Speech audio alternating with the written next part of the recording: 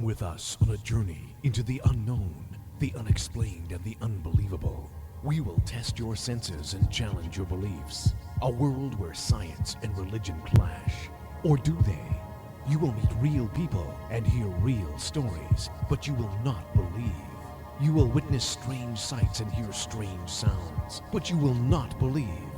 This is the New England Ghost Project. Welcome to the nightmare. Good evening, everyone, and welcome to Ghost Chronicles Next Generation. I am Ron Kolek, your host, sitting here in the dock. And with me, my lovely co-host, who's in her penthouse apartment, the Right. blonde bombshell herself, Anne Kerrigan. Hi, everybody. I have light where I live, but Yeah, it's nice to be back and doing a live show. Woohoo! yeah. This More or is not only less. radio, but it's also TV. So if you're listening on TogiNet right now, you can go to, well, Anne, why don't you tell them where they can go? Uh, I say oh, uh, you mean to see the video? right. The video To see show. the video, to see the Okay. video. So you go to eb-cam.org and you can look for Ghost Chronicles Next Generation. That's the EB-Cam website. Or you can go to the Ghost Chronicles Next Generation YouTube channel. We have a YouTube And channel? yes, we do. You know we Oh, do. Come on. sure. You can go to our YouTube channel Hmm. and catch up on this show. And I've started to upload a lot of our past shows. It's taken a long time, but I'm getting there.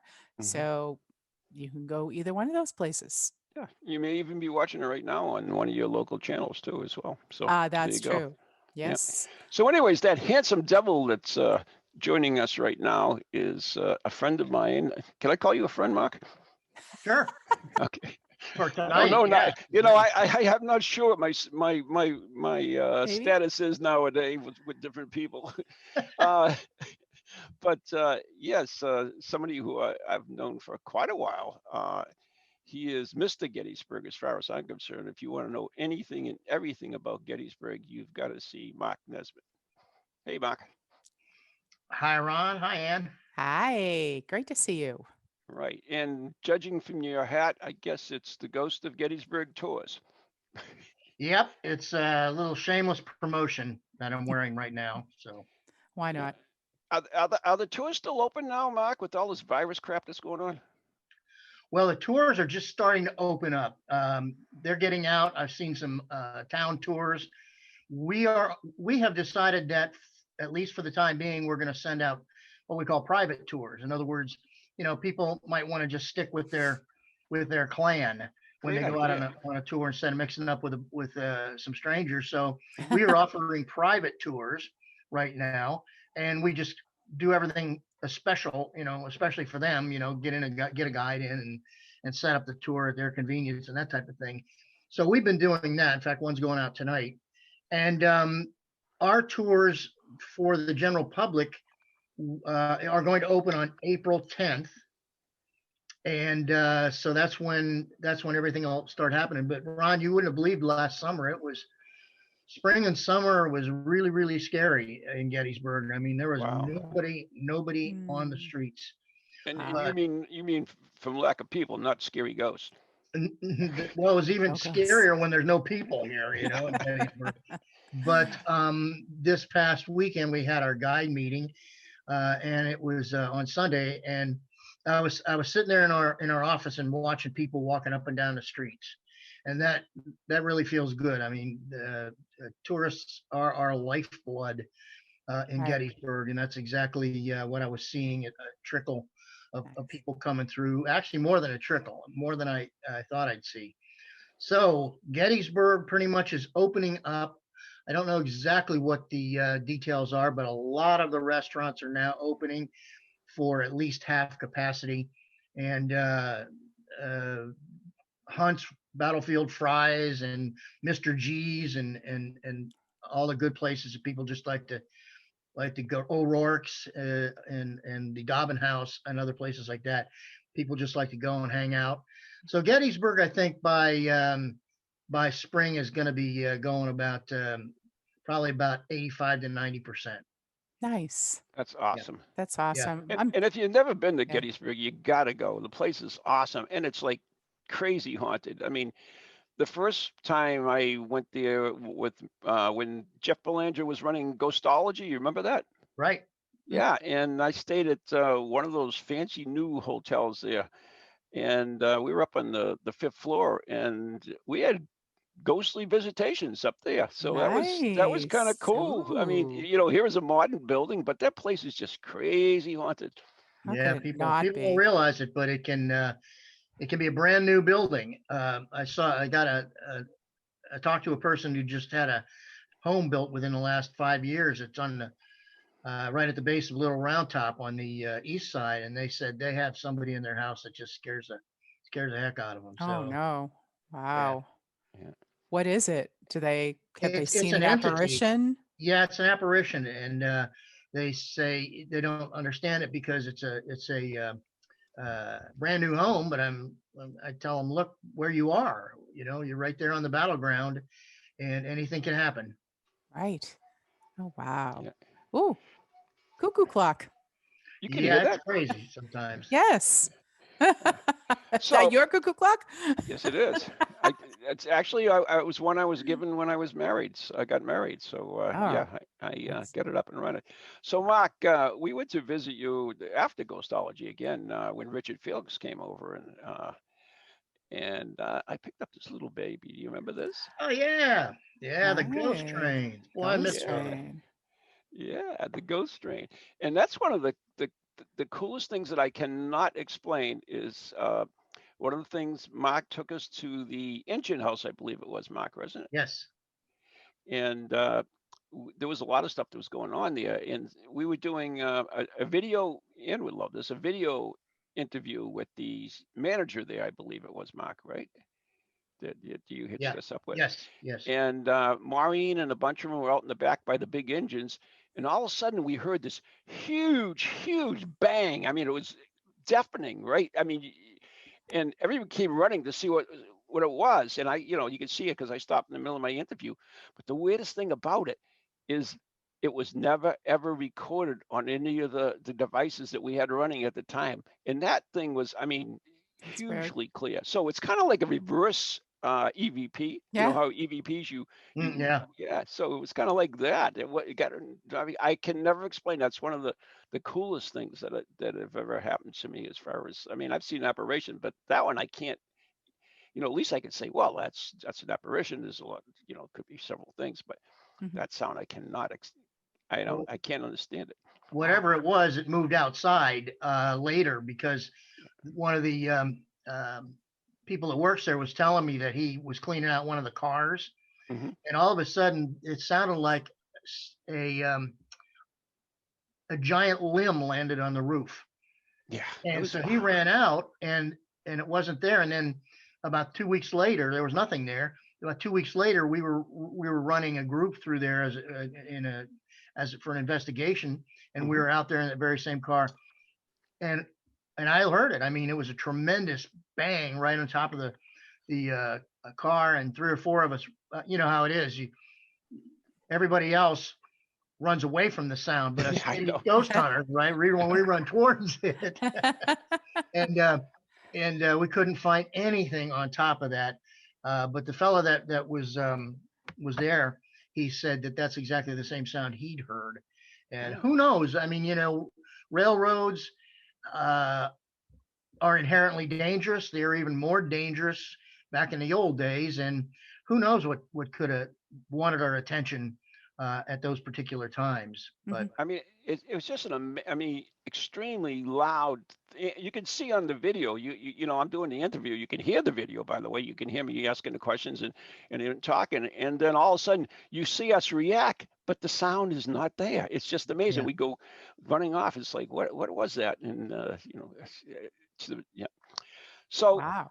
that's not only the weird thing that happened. Not one. It's only one of the weird things I've had with Mark, because Mark came up here and did some events with me. We did Dining with the Dead. We did a cruise, Mark. We went to the Old Manse. Remember that? Good times. Yes. Huh? Ah, love the yeah. old manse. Yeah. And the bridge Concord Yeah. Bridge. Mm-hmm. Yeah. And I got some And, EVP there at the graves of the British soldiers that were yes, left you here. did. Yeah. Yes, you did. Mm-hmm. And one of the coolest things that you were at the graves doing your EVPs, and Carol took a photograph, and it's a freaking amazing thing because it looks like there's either a baby or a dwarf right in front A of you. dwarf. Yeah, if you haven't seen it, you can go to my newsletter because I put it in this month. This is a mysterious photograph. You Okay. can go and see it, and it's yeah, it looks like I can't explain it. I mean, it's red. It has this red. I mean, it's not all red. It's like it has a red cloth on or something, and you can see the. It's weird. Could you ever explain that one, Mark?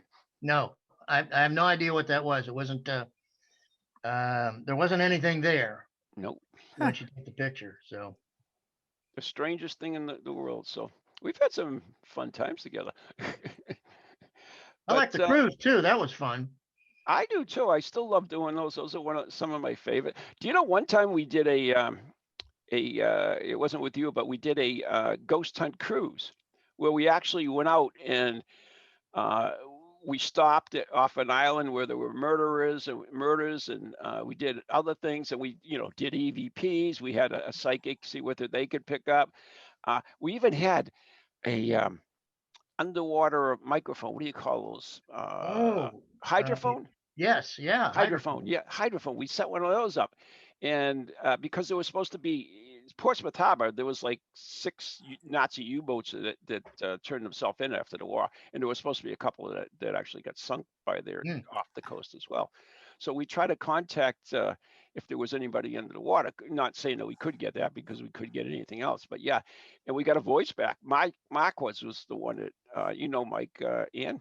Yes. Remember Yes. your Mike Yeah. Markowitz. yeah, Yes. remember your East Bridgewater team, and Yes. he got a fascinating little EVP from under the water. So Oh, neat. it's the coolest thing. Very cool. So Mark has been investigating for God as long as I can remember, and you started out as a park ranger, right? That is correct. Back, farther back than I'd like to admit, but yeah. Yeah. I spent 5 or 6 years at Gettysburg as a park ranger.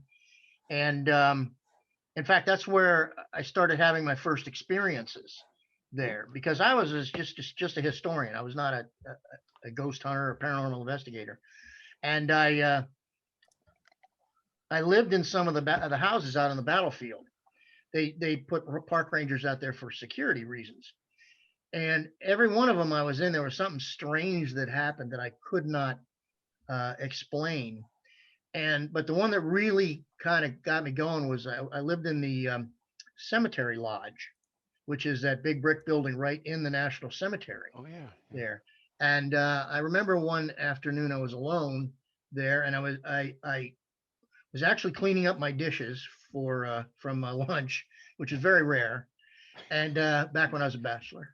And and I was carrying my dishes out to the kitchen, and I heard the strangest crying, squealing sound coming from the inside the house, and I literally stopped in my tracks, and I thought to myself, that sounded like a baby crying, but I was like, that's insane. I can't. There's no baby in here. It's just me. So I don't know. A couple days later, I mentioned it in the coffee room, and one of the other park rangers says, "You need to talk to such and such who lived there before you." I said, "Okay." So I got in touch with her and I asked her. She says, "Oh yeah." She said, "I heard that baby crying half a dozen times. In fact, one time Wow.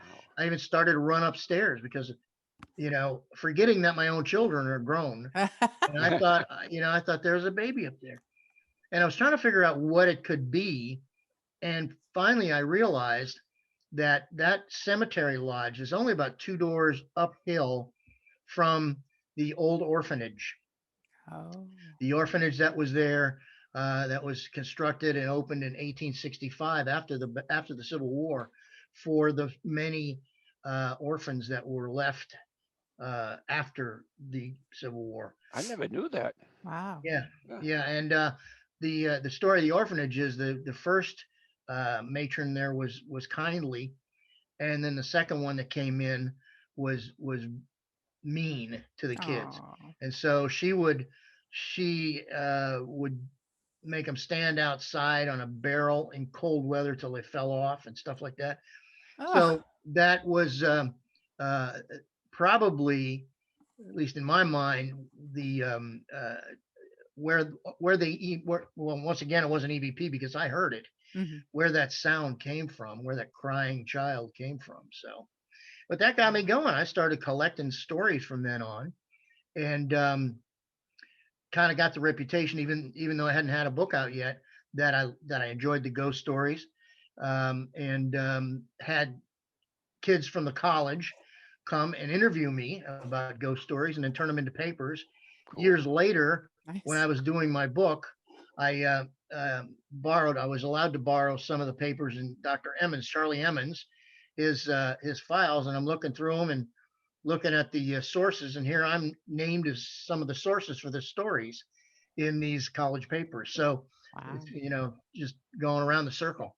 So that's what got me started. And so the first book came out in 1991, and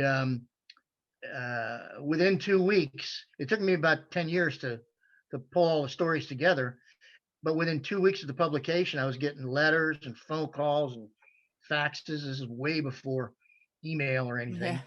And all these letters are saying, they usually started off something like, "My neighbors are wrong. I'm not crazy. Here's what happened to me at Gettysburg last summer, 2 summers ago." Wow. So, and the letters still come in. I still get letters and stories. Things are still happening out there on the battlefield and in the town too. Of course, the town is got a lot of activity, as you know. But one thing led to another.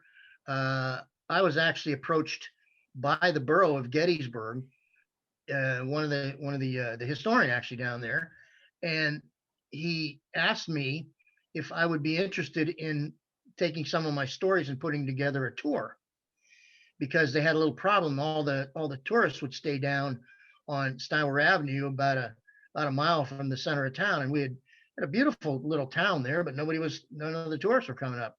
Oh. And I said, sure, I could put one together because I'd done that before with stuff for the Park Service. And on June 4th, 1994, my first tour went out from the square, actually the circle there in town. And we went through the college campus and all around and came back. And that was the very first Ghosts of Gettysburg tour in 1994. So that was 20, A long time ago. 27, 27. more than that. Well, because we just had her. Yeah, I guess about 27. I Yeah. can't. Wow. Let me get my calculator out. No, that's right, because my daughter was born in 94. She's going to be 27. That's pretty cool. There you go. And you're still doing it. That's the amazing thing about it. Wow. Still So at it. shows you a proven and time-tested tour that it's worked out. But your tours change, right? They're not always the same. Oh yeah, and in the over the years, yeah, we've introduced tours. We've taken some out, put new ones in. We 2 years ago, we put in the West Confederate tour, which is a lot of people don't realize it, but the Confederates actually held the Gettysburg for 2 days, and one of the places where they was along West Middle Street, and so we take the people down to West Middle Street. We actually name the units, the brigades that were there, because that may have something to do with some of the activity in the houses that are down there. Just like our house, like our building, we had Georgia troops in our building, and one in particular who was actually from Louisiana, and he was his name is Hank, and at least 2 of my employees have literally run into him at night. I mean, they had to walk around him to get out of the building. He seems to go on guard duty after all the lights are off. Probably his last orders were to guard the wounded in the house and don't let anybody go by. So that other tour, the West Confederate, takes people out to that area. So we have that one, and we have the Steinway Avenue tour, takes people down to the edge of Pickett's Charge. We're working on another tour. It's always one of those things that you have to keep changing and adapting, because people don't want to take the same tour every time. Right. They don't, because we have so many guides that they will get another guide and a different tour, even if they take the Baltimore Street tour or the Carlisle Street tour. The guides have their own favorite stories, so they may not hear all the stories on one tour, but hear some others on the next. So. That always amazed me because I do the ghost tours for the Portsmouth Harbor Lighthouse, Jeremy Dontremont and myself, and but we never changed them up, and we would, basically we'd do 3 or 4 tours a night, and well, in the beginning we did 3 or 4 by the night. By the time we were done, we were doing twice a night, and that was it. But yeah, but it was exactly the same tour over and over again. That we had different results because we did experiments and stuff. But then I realized that people were coming back again. So it's like, oh, you came back, same tour. It's like, oh my God, we're gonna have to start changing things up. So yeah, you do have to change things up. But so you do have your different guides, and do you ever go out yourself at anymore, or you should pretty much retired from that? I used to take out tours for nonprofits. We'd go out on the battlefield with a bus, and I'd take people out and give them a tour for free. But I not the walking tours. My guides do a much better job than I do. But I write better than they do. I was just going to say that. I mean, you are. Right, there you go. How many books do you have, Mark? I'm working on Ghosts of Gettysburg 9. Wow. For the Ghost of Gettysburg books. I have about 26 or 7 books out. God bless you. Wow, that's amazing. Very prolific. Not as amazing as some of my friends. Catherine Ramsland has 70 books out now. Holy crap. Yeah. Wow. Do your guides dress up for the tours? Yeah, they have period clothing. The women wear the big hoop skirts, and the guys wear the baggy pants and the jackets and top hats, stuff like that. Or a soldier stuff. Oh, I was going to say, are they dressed as a soldier, and which side? Whatever side they want. They get either one. Pick.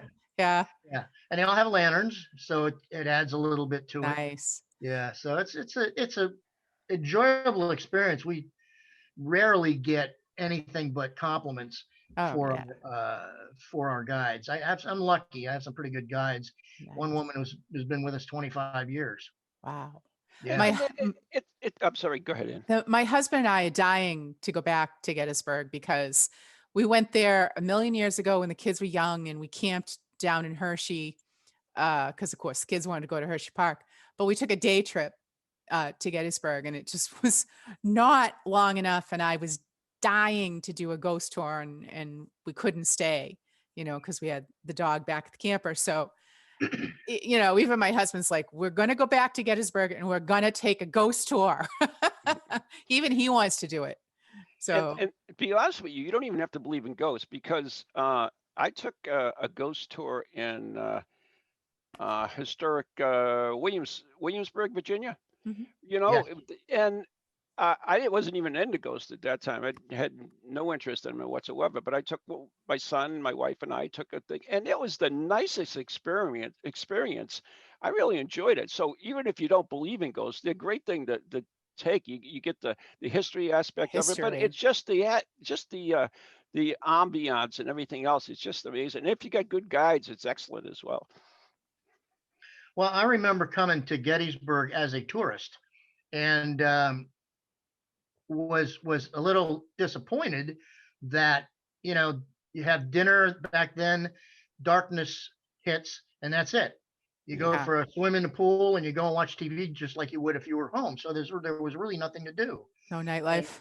So now, there is something to do at night. Actually, for the last 27 years, there's been stuff to do at night. The ghost tours, and of course, we have competition now. We're not the only game in town, but that's okay. Our tours are half history and half ghost stories. I like to set the I like to set the stage a little bit for the ghost story, tell the history, why it could be haunted, why the place could be haunted, and then tell the ghost story. I think that's much more effective. And it's easier, I think, to remember the history when you associate it with something like that, with the folklore. Yeah. History's tough enough to remember when you have just names and dates, Right. but it's easy to remember when you associate it with a ghost story, I think. And not only that, if Absolutely. some woman drags her poor husband or boyfriend along, he's got something, he doesn't believe in this stuff or interested in it. He's got the history part too to keep him interested as well. So Hmm. Yeah. that part is nice. So are you still associated with the lady Daniel Lady Farm? Daniel 84, no, not as much as I used to be. Yeah.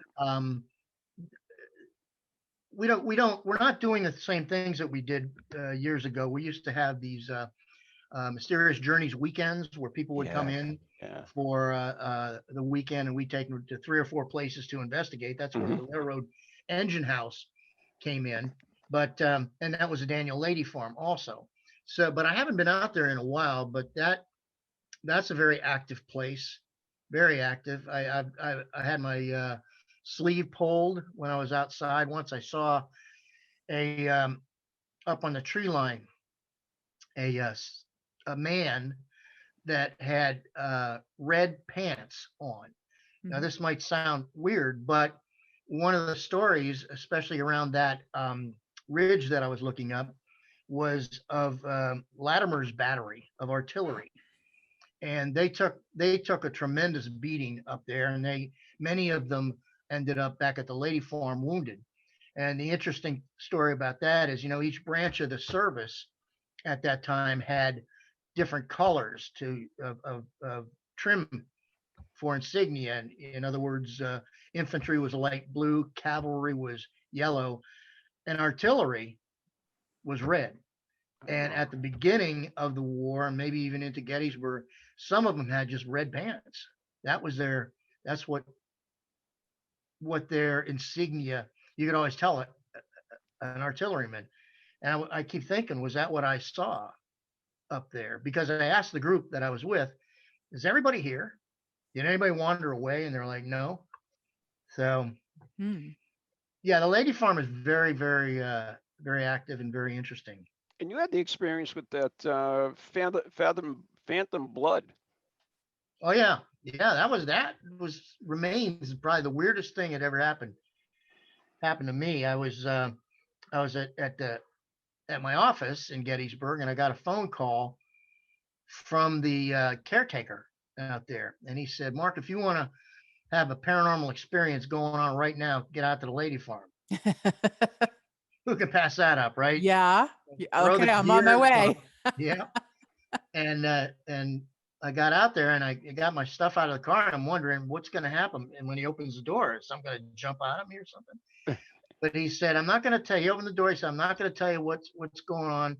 I just want to tell you that yesterday we cleaned this place top to bottom because we knew we were going to have some reenactors touring yesterday." And they did. He said, "Then this morning when I came in, I found this." And he opened the door to the front room, which is the operating room, we determined, because there are blood stains all over the room itself, soaked into the wood floor. Even handprints, right? There was a handprint right near the door where some God. poor guy pushed himself up to go to the operating table next. Oh, And right there in the middle of the room were 4 or 5 long, 5-6 foot long streaks of a rust colored liquid.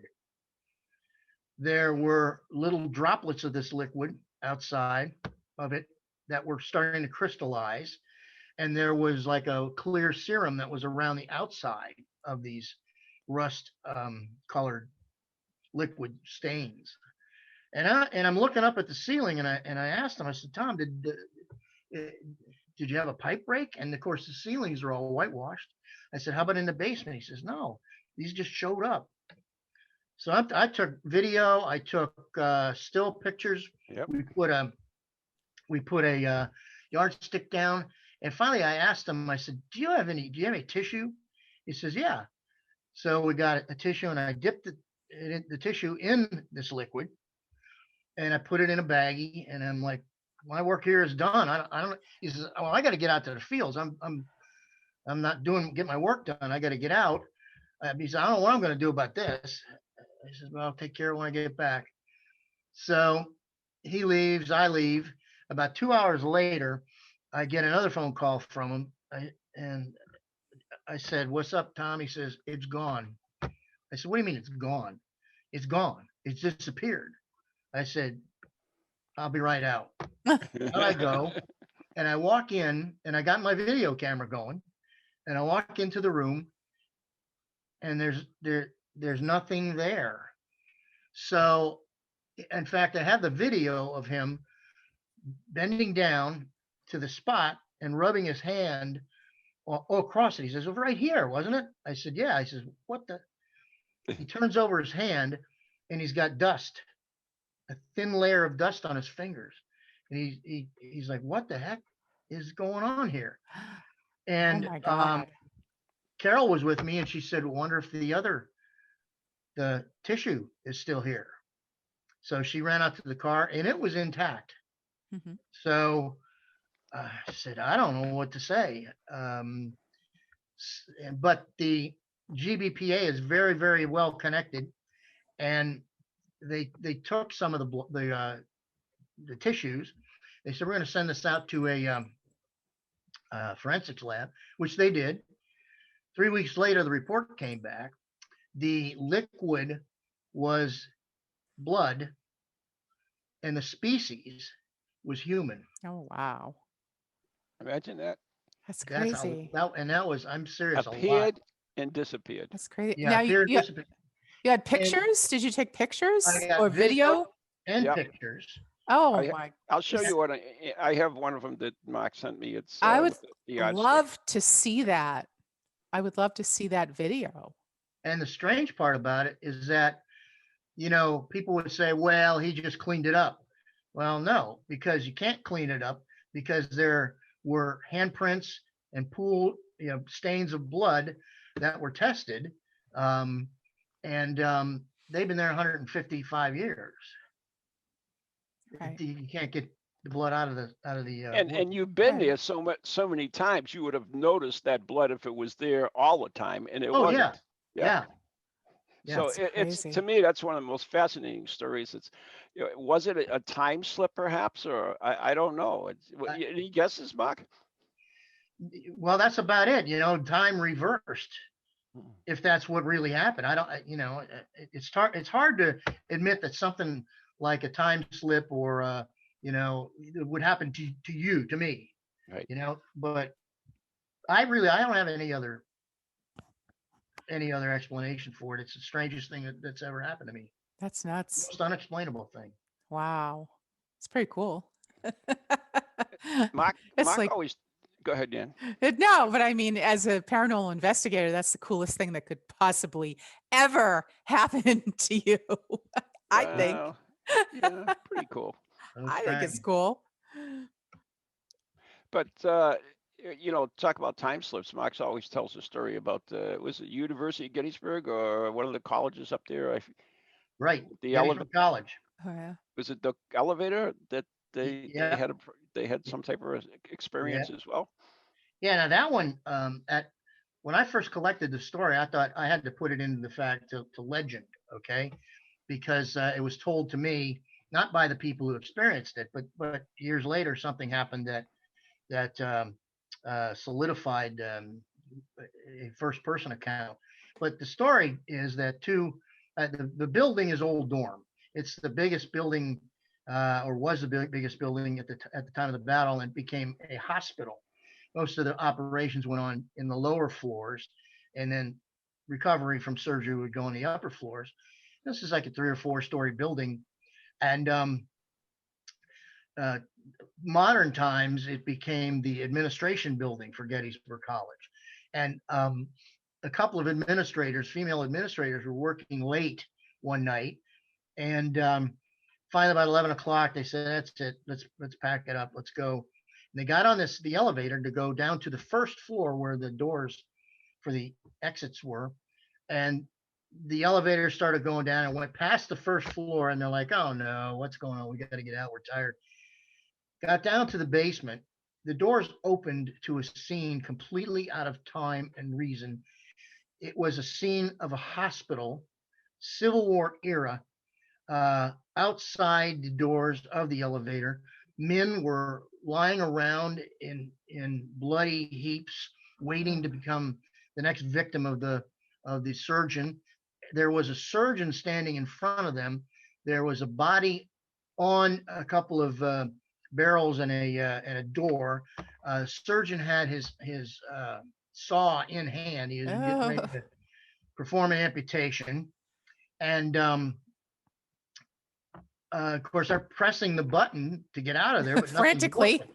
Yeah, the elevator's Bing, frozen bing, in that bing, bing, bing. moment of time. They're freaking out, Uh-huh. and all of a sudden, this orderly came around the corner and looked at him, and he was like within 2 feet of them, and it just scared him. And he just spoke with him with his eyes. He's like, either get me out of this, let me get on there with you, or come out here and help me with this never-ending job.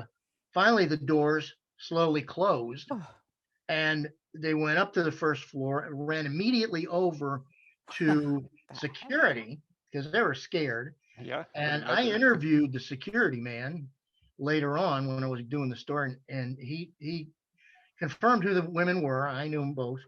And he said, "Oh, they were scared. They were scared to death." I'd be We went terrified. back over there, and we got on the elevator. And because I thought we were going to catch a fraternity, you know, and they'd never be able to tear down what they described, just doing, playing a joke on the administrators. They got in the elevator, pushed the button for the basement. The doors opened to a completely pristine area. In fact, there was a cinder block whitewashed wall, probably 4 feet from the 5 feet, maybe 10 feet from the elevator opening, and it had all the electrical uh, boxes on it. Panels, yeah. Yeah, Mhm. and so they didn't know what was happening, but the story stands. Interestingly enough, a couple years, probably 10 years ago, I was doing autographing at Gettysburg College in the bookstore, and a couple came in and they said, "Yeah, we read you. We like your books. We read them." That the woman that had was in the elevator. I said, "Yeah." Yeah. Said, "We know her." I said, "You know her? Well, you must know such and such because there were two." And they said, "No." I said, "Well, you must know such and such." And they're like, "No." And I said, "Who was it?" And they said it was a friend of ours. And the story was very similar, except that she wasn't working for the college. She was working for a accounting group that was doing an audit. They were up on the top floor, and they said, "Will you go down to the cars and get some paperwork?" And she said, "Sure." So she got on the elevator, and I know this because I called her up. She lived in Denver, and I interviewed her, and she told me this whole story, and it was virtually identical. The elevator went past the first floor to the basement, doors open, same scene. She described exactly the same Oh scene. my God. So she got out of the elevator and went back upstairs and said, "I'm not going down that elevator anymore." Take the stairs. Thank Yep. you. Yeah. And I'd heard from a guy that said his brother-in-law also had that same experience. He was doing some work at Gettysburg College, but I haven't been able to track him down. I've spoken to the guy that contacted me, but I haven't spoken. So I can't validate that one until I talk to the guy. Right. But yeah, and apparently stuff still happens at Old Dorm and on the college campus. And maybe my theory is because there's so much energy there. You know what it's like at college on a Saturday afternoon, you Oh, get a that's true. football Yeah. game, parties, that kind of stuff. There's a lot of energy on a college campus, but in Imagine. particularly Gettysburg College, since you also had a lot of young men dying at one time Right. on that campus. You know, what about the aspect of being in the basement? Do you think being below ground that had the earth had some effect on it as well? It created that maybe I don't know, a focus or something, perhaps? Yeah, I think so, because there is another story that I got before the Musselman Library was built. That was an area called Stein Lake. They called it that because every time it would rain, it would flood. It was a depressed area. Mhm. It was right outside of Old Dorm, and of course they used to go out and they used to play football in the mud and that kind of stuff when it rained. But the that's where a lot of the temporary burials were, Oh, and burials of limbs ew. out in that area. Yeah. And that was exactly where they decided to put Musselman Library. And they started digging there for the foundations and everything. And now, of course, Gettysburg College doesn't talk much about it, but apparently some of the workers out there just stopped working. They're like, nope, we're not digging here anymore until you get a priest in and Oh, bless this. And apparently they did. And I don't think they had any more problems, but they did, at least at that one time. And then of course there's uh, Brewer Hall, which has um, it used to be the music department, and so they have in sort of below ground they have these um, music carols where people can go in there, close the door, or they oh used to yeah. have them, and practice for their recitals. Mhm. And they had experiences down there too. So Ooh, creepy. musical experience. They'd hear one woman late at night heard a song down at the end of the hall. And she thought she'd been alone, so she's walking down at the end of the hall, and she recognizes the tune, and it's Dixie. Hmm. And she gets to the door, and she recognizes that it's a harmonica playing it. And she got concerned because she knew there were no harmonica majors Yeah. in the music department. Right. She opened the door to the room, and then all the music stopped. Oh, wow. That is cool. I love those musical ones. I've never experienced it, but I would love to. There's many reports like that in hotels and ballrooms and everything else that, yeah, they hear the music, they go in and it all stops. It's, It Mhm. all oh, stops. Yeah. yeah, that's so cool. Mark, the one thing I like about you is you heard a story and you went and you investigated it, which a lot of groups today don't do that. They just hear a story and they accept it as truth, or they read it on the internet, even worse, and accept Right. it as truth. Right. Yeah. But Yeah. you know, sometimes you can prove that stuff. I was watching a documentary today about Sleepy Hollow and the legend of Sleepy Hollow. Of course, Ichabod. I mean, the Hessian horseman. He was a Hessian who got his head blown off in a cannonball. This guy did research. He found the journal of a general from the Revolutionary War who fought at the Battle of I think it's called White Plains. I could be wrong with the name on that. I think it's White something or other. But that was the only battle where cannons and Hessians were involved in that particular area. So that he figured that, and he got this journal for the thing. He thought it was just going to be about his life and everything. But he mentions it in the journal about a Hessian soldier who actually got his head blown off by a cannonball. So, you know, that's at least he did some research, and it is a legend written as a fictional book, a scary book, by the way. It was very popular at the time, and it you know it kind of proves that it was real. At least as far as the uh, the character himself. Right. Whether he came back and looking for his head is another story. But but when you also had you still have the building in downtown where you run your tours out of? Yes. Yep. Yeah, and that was haunted pretty well too. I mean, you had an apartment up there at one time, I believe, right? Yeah. There's it's we have someone in it now. Our manager is living there with her husband, but that is definitely active. In fact, the very back room. I don't know if you remember that or not. I do remember it. That's why I brought it up. Yeah, yeah. That is probably the most active room. It is the most active room in the house. One of the most active in Gettysburg. It's really Wow.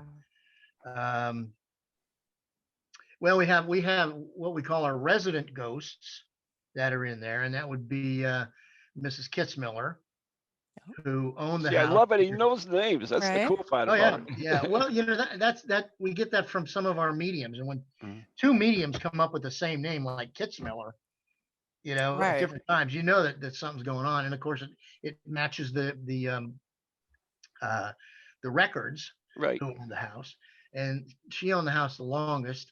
And we think her one son, he's been seen, and we actually got a photograph of him. Oh. Really? Yeah, it's in Ghosts of Gettysburg 7. Yeah, and so we have, and then we have a priest that comes in here periodically, and we did one of those experiments that you like so much, Ron. We had a recorder going, and we asked the priest to help us out. And we started the Lord's Prayer and said about 2 or 3 lines, and then just stopped. And of course, we didn't hear anything, and except when we played it back, we heard a kind of a muffled "Thy will be." Oh, continuation? Continuation of the Lord's Wow. Prayer. Yeah. Yeah. And so that was interesting, but he doesn't show up all the time. He's not there all the time, so sometimes he won't answer. And one time there was a fella up there. I was doing EVP, trying to get EVP, and you know how you'll do that. You like to make it really quiet and everything. And he had one of my EMF meters. He was sitting in a chair, and he had the meter on his lap, and he'd forgotten to turn it off. So all of a sudden, I hear it going off. And so I stopped the EVP session. I said, did you move that? Did you move the? He said, no, it was sitting right here. It wasn't moving. So what that told me was that something came to him that was electromagnetically charged. Mhm. Something moved to him, which that stuff doesn't happen in a house. I mean, wires don't move around and stuff like Right. that. Mhm. It had to be an independent source for the electromagnetism. So that happened in that back room. And then there was a time that we tried to set up a separate room in there to make a psychomantium, which is Oh, yes. Dr. Moody's. Yeah. Yeah. And so we hung black drapes all around the ceiling in one corner, and we're getting ready to do something else. And then all of a sudden, one of the mediums said, "Boy, everything's just changed here. There's a really negative feeling in here now since we set that up." Hmm. And so the next day we went in there again, and this negative feeling was still there. So they thought they'd ask. So they asked Mrs. Kitzmiller, and one of the mediums practically broke down. She says, "This used to be the nursery, and if you go to the Kitzmiller graveyard, you realize that there's one tombstone there that all it says across the top is babes. Oh. So there are children, more than one, who died probably in that room. And so when we put up that black draping, that reminded Mrs. Kitzmiller, and that's when everything got real sad in there. Oh. Down it came. Yeah. We can do this psychomantium somewhere else, but we took all that stuff down, and it went back to the way it was. Mhm. Yeah, that would make sense because they used to drape even the mirrors. They would cover the mirrors Yeah. with black cloth as well. Yeah, that would make sense, Rocky. Yeah, that was good putting two to two together on that. Yeah. Oh, wow. So Wow. you got involved with the little app thing, huh? Did I understand? Yeah, we got hooked up with a company that's developing apps for all these different historical sites, and they did one for the battlefield of Gettysburg, and then they found out that we did ghost tours, and fortunately we have a pretty good reputation around town, and everybody they talked to said go to the Ghosts of Gettysburg, and so we created an app that you can download to your phone. Nice. And it will take you out on the battlefield. Now we cannot take tours out on the battlefield with a guide. That's a commercial enterprise, Yep. and you Land. can't do that. Yep. but you can create a tour like an app or a CD. And so now people can download the Ghosts of Gettysburg Battlefield Tour app. Nice. Take it when there's lots of great photographs on it. And if they want to, they can take it while they're at Gettysburg. And the best part is, you don't even have to be at Gettysburg. You can run it for yourself and your family when you're home and just want to visit Gettysburg. Oh, that's awesome. I remember we went, and I mean, I think we had a cassette. I forget. I don't that's know. what they went. They back in the day. That's what they used Yeah, to use. Yeah. and we had it in the car, and we drove all over, and it was hotter than the hinges. I think it was. And I think it was at the least end it of wasn't- August. At least it wasn't an 8-track like I had. Yeah. I used to have in my car. I'm dating myself again. Oh God. Yeah, it was cool though. It was I loved is it little big top? Little Round Top. Little round Round top, Top. sorry, not big Round top. Top.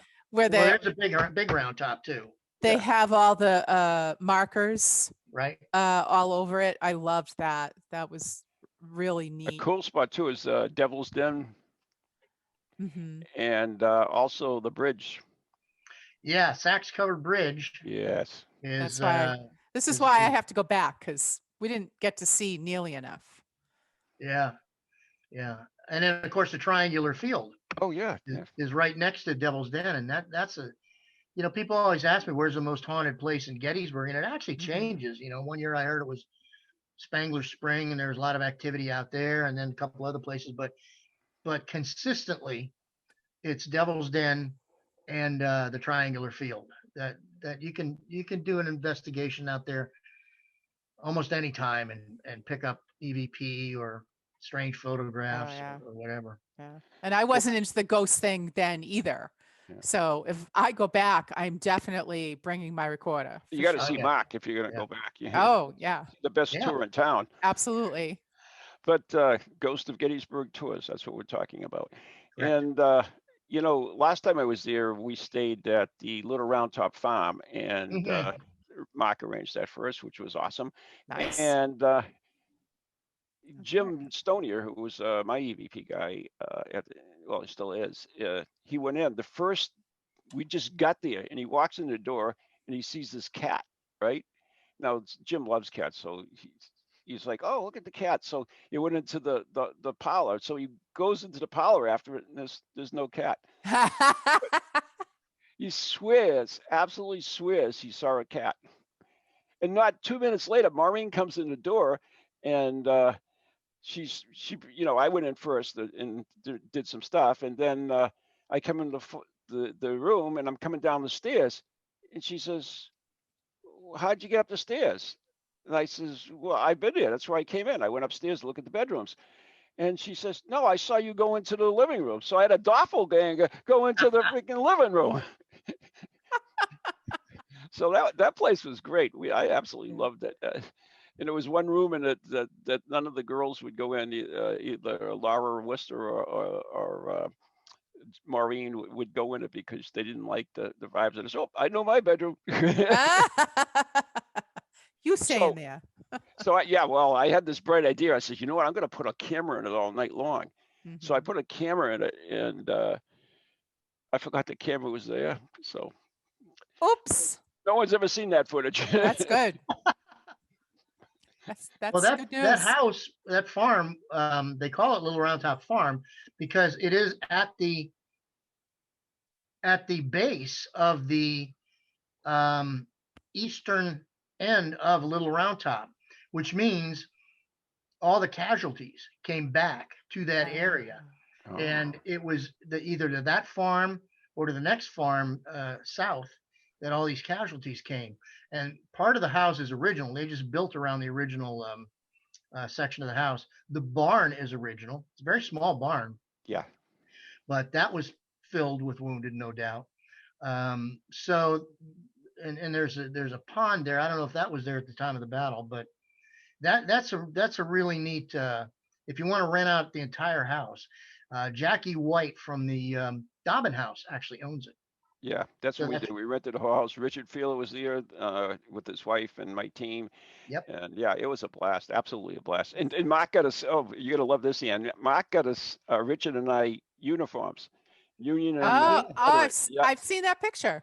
Yes, it's I've a seen the great picture. picture. Yeah. One of my favorites Yeah. because he Yeah. wanted to do them as kind of a trigger device. And Uh-huh. yeah, Yeah. yeah, Nice. I that forgot was about that. awesome. Cool. Absolutely awesome. One thing you forgot to mention, and people might not realize it, but like at the Lady Daniel Farm, and I can't believe I said that right? Which is unbelievable. But for me saying anything right. But in that like that room that was a surgeon, Mark said that there was so many, and also in the barn, there was so many limbs that they were like piles of them, right? They would just toss Oh, them out the window. God. Oh. Yeah, they would talk about as they're getting closer at night to these hospitals, they would see from a distance these weird pyramids they called Oh, outside the windows, and as they got gross. closer, there were piles of feet and arms and Oh, legs and hands oh. piled up to the window ledge outside, and no, it was not pleasant after the battle or during the No. battle there, and for weeks and weeks and weeks after the battle, it was awful. Oh, God. And why That's did they cut off the horrible. limbs? And yeah, Mark, why did they cut off the limbs? Well, it was the quickest way to handle a wound of an extremity with the mini. They called it a mini ball, but it was not small. It was 58 caliber. That's the size of your thumb, and it was soft lead. So if it hit your leg or your arm, it would completely shatter the bone. Ugh. And so they probably wouldn't be able to do anything about it now except amputate. But they amputated arms and legs just every 10 minutes. They were cutting off a leg or an arm and tossing it out the window. God. Unfortunately, I think we're about out of time. That's But if horrible. if people wanted to get a hold of your books, Mark, where could they get them? From our website, ghostsofgettysburg.com. That's real easy to remember. Yes. And the app, where can they get that from? Ghostsofgettysburg.com will have a link. And Your it'll send you- one-stop shopping center. And it Nice. really is. It really is. And if you go to Gettysburg, you've got to go to the best ghost tour in town. There is no other ghost tour as far as I'm concerned, Oh, and that's yeah. the Ghost of Gettysburg by the Mr. Gettysburg, Mark Nesbitt. Oh, Thanks, my Ron. God. Mark, we Yes. want to thank you so much for being with us tonight. My pleasure. Thank you. It's always fun. That It's always time great. flew. Always great. We're gonna get you up here again too. Yeah, All We right. should come up there sometime. That would be fun. That would be yeah. great. Hopefully after this virus crap is going. Yeah, I can't wait. Every Yep. state is different, but I mean we're getting there. So Yeah. hopefully. Yep. I've been watching myself because I've been on Zoom, right? So I'm looking at my face. My face looks like I've been out in the sun, but I had some kind of bandana on here. But that's just the light off going through my glasses and lighting up my thing. It's like, wow, you know how you get a sunburn? But it looks. That's yeah, exactly it. what it looks like. Exactly what it looks like. Glad when Zoom's over with, I'll tell you that much. I know, right? Won't we all? Won't we Yeah. all? Oh, Well, man. we got to wrap it up. And once again, thank you, Yes. Mark. And thanks Thank everyone for you. listening and being part of Ghost Chronicles Next Generation. And you can always join us on Patreon if you want to be a member of the Dead Air Society. And you get exclusive material that it's not available anywhere else. So till then, good night and God bless everyone. Good night, everybody.